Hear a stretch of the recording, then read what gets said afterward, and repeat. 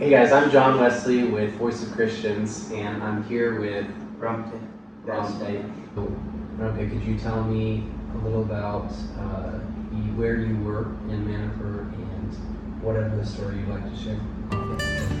So, my name is Ramte and I am from the capital of Manipur, that is Imphal.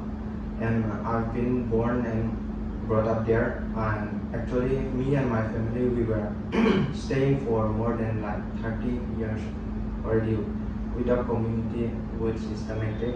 So it all started on 3rd of May at night, but at around 10, there was a church just next to us. It's called LCC, Lango Christian Church. So some people of them, they entered, so they start smashing all the windows. Then after some while, they start burning the church. So we were around 13 along with me. We break into our neighbor's house from backyard, and we were hiding in bushes because we don't know what's gonna happen next. So there was my grandma and grandpa, who was older than 80 years. So I was very worried, but that's what I reached here on 10th of May at night, and I think it's around 33 or 34 days since then. Yeah. Even though we cancel my ticket and stay in Lanka, I won't be able to continue my education, or I won't be able to get any job there or earn any money, because in the near future, if this continues, so we will surely face some financial crisis and bad things could happen. We never know. So if no one's going, let me go, let me take the risk. That's how I ended up here. My name is Lambertino. We are having an email, which is CC. We can call me that also. I'm from Langon Housing Complex in Imphal, in heart of the Imphal city.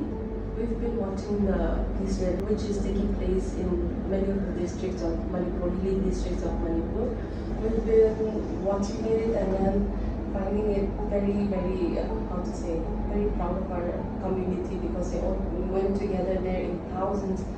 From there, they burnt our headquarters, our church headquarters. So it was not the locality people who did that, but people from other places. They came in thousands. And next to our house is one Naga's house. They called us, and then in their home, 4 families went there, went in their house, and then we have to find it in their back door. We stayed there for the night, and then in the morning, luckily that night nothing happens to us, even though the voices which came in thousands are approaching, keep on approaching, as if after burning the churches, as if they are celebrating, they would shout and then celebrating with bomb and crackers. In the CRP camp also, people were around 7,000, more than 7,000 maybe, who came there. One woman and his son was killed near our CRP camp. Just after we entered, about 10 minutes later, I guess, they killed the mother, and after that the son on the spot. The airport has become more safer than the army's camp. Most of the time we are staying in Imphal, so we are very much adapted to the Meitei culture also. And then most of our friends are also Meiteis, and then we are comfortable using the language also, more than our own language. That is why it's hard to believe, even today, it's hard to believe that they are like, I'll just say they betrayed us. No?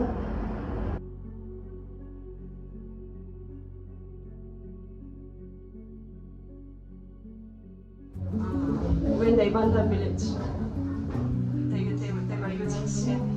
They were using sand. They said that when found this village, there is no girls. There is no girls. How to say? Just that there is no girls to live. You please give us your women and your girls, and let me play with them.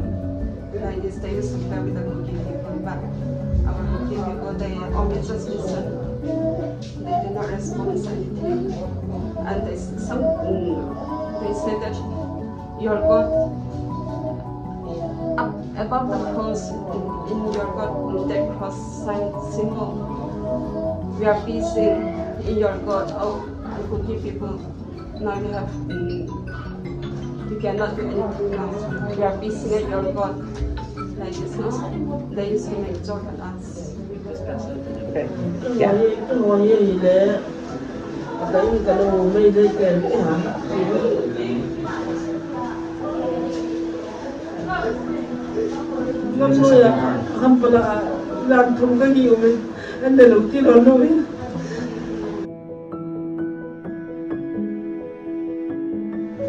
Gamla la punta bunelawin ko gi ubigan thai tan kani ka bon nang ki boro lo ka ki wan na se o ka ki boro wa ka jam da o men se bon na indian ko ben mo ka ben ko se da ka jam na wa da gen thai tan a ki su ni de ya government wi lang ka su de wan bi ka ne de wan bi ka sil de wan ka chen de wan ka ya ni kan mo da ngi na mille da kumin tuin siya heno ako ne na siya na kumin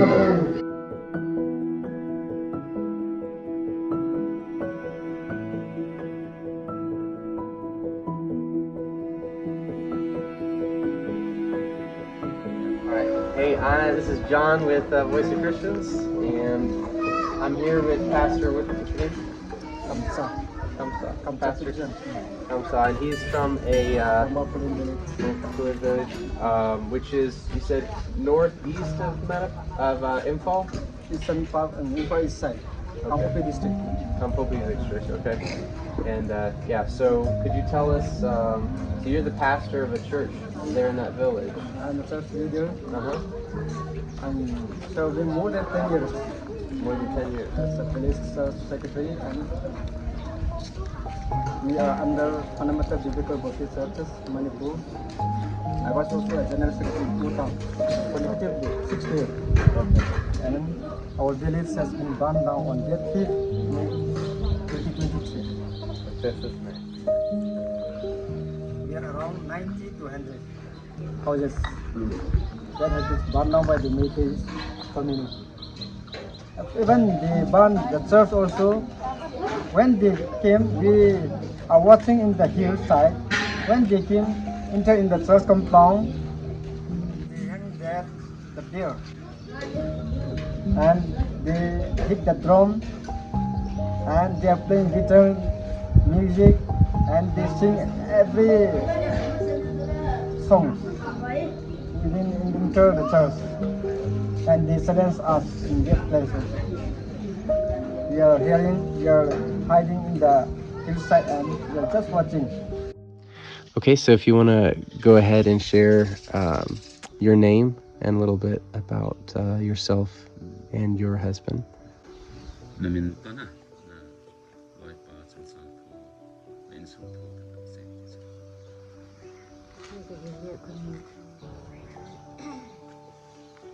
gi na la chna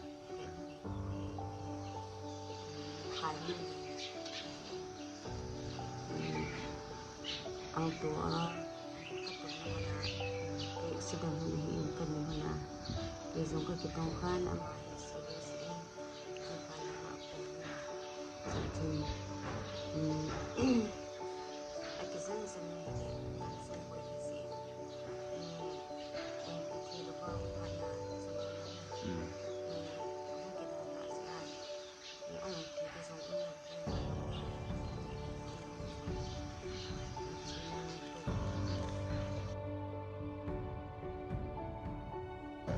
brothers of Kaimin were taking care of Kaimin Lane. It became very difficult for them to stay on there because their life was under threat, so they had to leave their sick leave and a few days after they left their brother.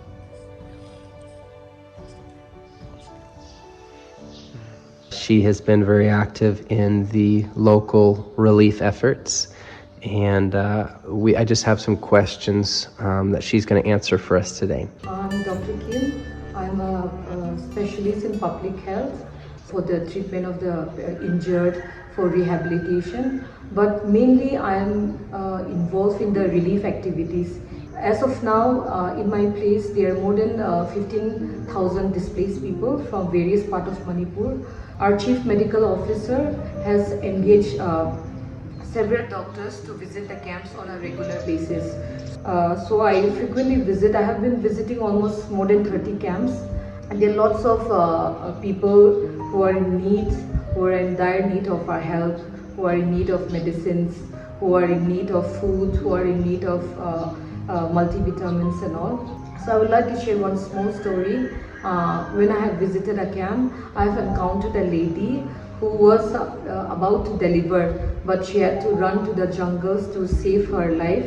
And after traveling 1-2 days, staying overnight in the jungle, finally they reach a military camp, and in the military camp she delivered a young baby.